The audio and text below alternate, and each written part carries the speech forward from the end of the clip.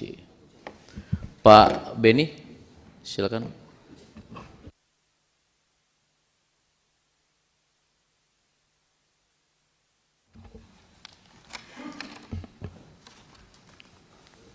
Terima kasih Pak Ketua Pimpinan Komisi 3, Bapak Ibu anggota Komisi 3 yang saya banggakan, Bapak Jaksa Agung, Wakil Jaksa Agung, para jam dan para kajati dari seluruh Indonesia yang saya banggakan. Saya juga menyampaikan profesiat kepada Pak Jaksa Agung. Periode lalu yang saat ini pada pemerintahan Presiden Prabowo juga dipercaya menjadi Jaksa Agung. Ini berarti punya prestasi lah. Yang kedua, saya tadi mengikuti perkenalan para kajati. Ada beberapa yang perempuan. Saya memberikan apresiasi atas promosi untuk jaksa-jaksa yang perempuan ya. Tapi sempat saya bertanya, mengapa tidak ada yang di depan ini, Pak? Di depan semua laki-laki, atau mungkin saya punya mata agak tidak jelas begitu, mungkin ada yang semua laki-laki ya kalau saya tidak salah. Ya, kalau di sini, di sana, Pak. Ya, mohon maaf, saya kalau pakai kacamata saya bisa lihat dengan jelas. Tapi kacamata kadang-kala berat sekali kalau membawanya. Yang kedua, saya ingin menanggapi kasus yang dengan spesifik disebutkan di sini. Apa yang sebetulnya saya butuhkan, dan saya yakin ini juga dibutuhkan oleh publik, adalah penjelasan yang lebih komprehensif mengenai kasus-kasus yang ditangani oleh Kejaksaan Agung selama ini, baik kasus pada tingkat penyidikan maupun pada tingkat penuntutan. Mohon maaf sekali, kita periode yang lalu memang tidak punya cukup waktu untuk bisa berinteraksi, bisa melakukan tanya jawab, dan lebih dari itu kita memohon dan meminta pertanggungjawaban. Saya rasa pertanggungjawaban itu penting. Pertanggungjawaban atas apa yang dilakukan. Apalagi ini menyangkut hak asasi manusia, menyangkut tindak pidana korupsi dengan tingkat kerugian negara triliunan rupiah. Saya mulai misalnya dengan kasus tindak pidana tata niaga komoditas timah, PT Timah. Disampaikan tadi bahwa kasus ini sudah sampai pada tingkat penuntutan, tapi juga penyidikan. Jadi ada yang pada tingkat penyidikan, ada yang pada tingkat penuntutan. Kasus timah ini. Ada dua fenomena yang muncul ketika Jaksa Agung menangani kasus timah. Dan kami mohon penjelasan. Yang pertama adalah,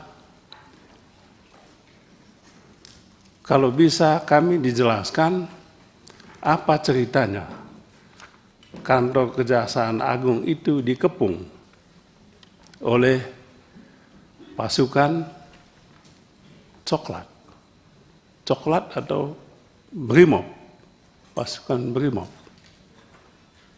Sampai saat ini belum ada penjelasan. Hanya muncul berita di publik, kemudian bersalaman lalu selesai. Tapi apa peristiwa yang sesungguhnya? Publik ingin mendapatkan penjelasan yang sejelas-jelasnya. Saya yakin Pak Jaksa Agung tidak punya keengganan untuk menjelaskan ini. Kalau pada periode yang lalu enggan menjelaskan itu masuk akal. Tapi di era baru ini, saya yakin keengganan itu tidak ada lagi. Oleh sebab itu, inilah momentum yang pas bagi Jaksa Agung untuk menjelaskan ini selengkap-lengkapnya. Yang kedua yang berkaitan dengan kasus timah, yang pernah saya dalam rapat periode yang lalu di tempat ini, ada nama yang disebut-sebut sebagai tokoh utama dalam kasus timah ini. Tetapi tidak ada ujungnya. Tiba-tiba sudah sampai di tingkat penuntutan. Bahkan sudah sampai di persidangan. Nah, saya tadi membaca laporan Pak Jaksa Agung, masih ada pada tahap penyidikan.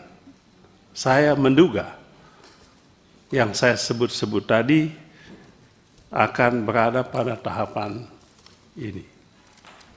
Ini dugaan saya juga tidak tahu.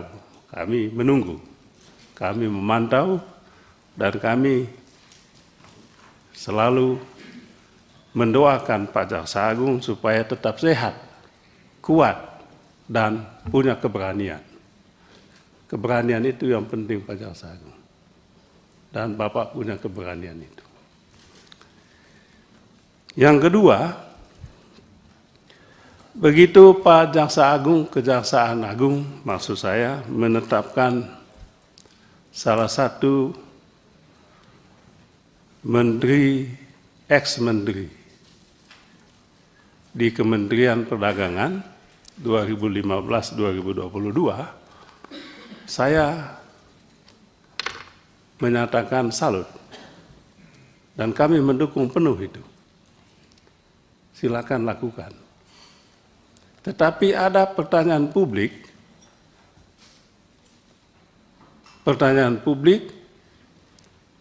yaitu apakah yang lain juga akan mendapatkan perlakuan yang sama. Menurut saya, kalau Pak Tom Lembong pada saat ini ditetapkan sebagai tersangka, menurut saya itu hanyalah strategi Kejaksaan Agung. Berarti yang lain-lainnya siap menanti peristiwa yang kurang enak itu. Jadi saya punya positive thinking. Dan menurut saya itu strategi yang tepat. Sebab yang lain-lain itu agak sulit kan Pak Jaksa Agung. Mungkin itu yang gampang. Kita mulai dari yang gampang, jangan mulai dari yang sulit. Saya teringat dengan Pak sahabat saya ini, mantan Kajati, ketika saya masih SMA dulu. Guru saya mengatakan, Pak Beni, kalau mau menjawab pertanyaan pada saat ujian, mulailah dengan yang gampang. Jangan mulai yang sulit. Sebab yang sulit ini nanti tidak selesai jawab, waktunya habis. Saya teringat dengan nasihat guru saya ini ketika Kejaksaan Agung begitu lincah menetapkan saudara Tom Lembong jadi tersangka dalam kasus impor gula ini. Itu pintu masuk. Mudah-mudahan pintu masuk betul Pak Jaksa Agung. Jadi jangan sampai batas sampai di pintu masuk. Jadi itu pintu masuk supaya apa? Duc in altum dalam bahasa Yunani kuno harus duc in altum. Maksudnya apa? Masuk lebih dalam lagi. Tapi bagaimana masuk lebih dalam kalau yang dangkal ini belum disentuh? Sentuh yang dangkal dulu, baru masuk ke laut yang lebih dalam lagi. Kami menunggu itu. Kami juga berdoa supaya Bapak sehat, Bapak kuat, lebih lagi Bapak punya keberanian untuk masuk ke laut yang lebih dalam lagi. Ada berapa menteri di kementerian itu, Mas Bambang? Ada 5 ya? Iya. Supaya tidak ada prasangka bahwa Presiden Prabowo punya dendam politik. Saya yakin tidak. Saya tadi pagi juga membaca berita headline Kompas. Bapak Presiden kita dalam pertemuan di Amerika dengan masyarakat Indonesia, Amerika dengan tegas disebutkan korupsi adalah kanker ekonomi. Apa yang Bapak lakukan ini sudah sangat tepat. Lanjutkan Pak. Jangan berhenti. Kalau bisa Pak Ketua 3 bulan lagi kita rapat di sini. Kita menagih yang lain-lainnya ini. Mohon Bapak Jaksa Agung tetap solid di dalam penting Pak. Di Bapak Jaksa Agung didukung oleh 38 Kajati ini. Saya rasa tidak ada yang tidak setuju dengan Pak Jaksa Agung. Semua dukung. Kita juga dukung Pak. Cuman dukungan kami, partai kecil kami sekarang. Cuman 44 kursinya. Tapi mudah-mudahan ke depan bisa bangkit lagi.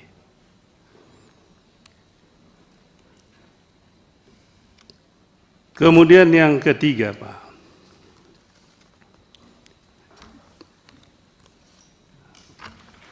Kami ingin menyentuh sedikit, mungkin tidak disinggung di sini, tapi ada teman tadi yang menyampaikan, itu kasus mafia tanah. Mengapa saya sebut mafia tanah ini penting? Sebab yang terjadi adalah hukum dipakai. Hukum dipakai, terutama hukum pidana, dipakai oleh para mafia ini untuk merampok tanah rakyat. Jadi betul sekali apa yang disampaikan oleh Bapak Presiden Prabowo dalam bukunya Indonesia Paradoks itu. Hukum kita dikuasai oleh yang punya uang. Yang punya uang ini juga menguasai aparat penegak hukum, jaksa, polisi, hakim. Itu disampaikan dalam buku beliau. Nah, oleh sebab itu Pak Jaksa Agung kami mohon perhatiannya. Pasal tentang pemalsuan, pasal tentang memasukkan akta dokumen palsu dalam akta resmi, itu dipakai oleh aparat penegak hukum di tingkat penyidikan. Untuk apa? Sekedar untuk menyatakan bahwa dokumen ini palsu, tapi tujuannya itu adalah ingin mengambil alih properti pihak lain. Dengan cukup mendapatkan putusan di pengadilan bahwa dokumen ini tersangka, terdakwa telah melakukan tindak pidana pemalsuan dokumen. dengan hukuman hanya sebulan. Bagi mafia tidak penting hukuman sebulan atau setahun. Yang penting adalah putusannya, bahwa yang bersangkutan terbukti melakukan tindak pidana pemalsuan. Dan itu kemudian dijadikan alasan novum untuk kemudian mengajukan PK lagi untuk kasus perdata yang sudah jelas-jelas ada pemenangnya. Ini cara kerja mafia ini, Pak. Kemudian yang terakhir, Pak, ini tadi juga disinggung soal temuan 1 triliun itu. Di sini disebutkan telah dilakukan penyitaan uang. Ini mohon Pak Jaksa Agung memberikan penjelasan, kalau bisa segamblang mungkin, uang 920 M ini uang dari apa sebetulnya? Asal usulnya uang ini apa? Siapa yang memberi uang ini? Untuk kepentingan apa? Kalau bisa dibuka, Pak. Kalau Bapak membuka ini luar biasa, Pak. Bapak adalah pahlawan hukum di Republik ini. Jadi jangan sampai ini dipetieskan. Jangan sampai kasus ini begitu saja menguap.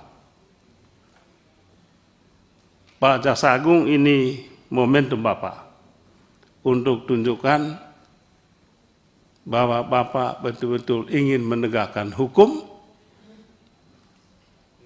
Hukum tidak tajam ke yang kecil, yang lemah, tapi tajam juga ke yang punya kuasa uang dan kuasa yang lain-lainnya.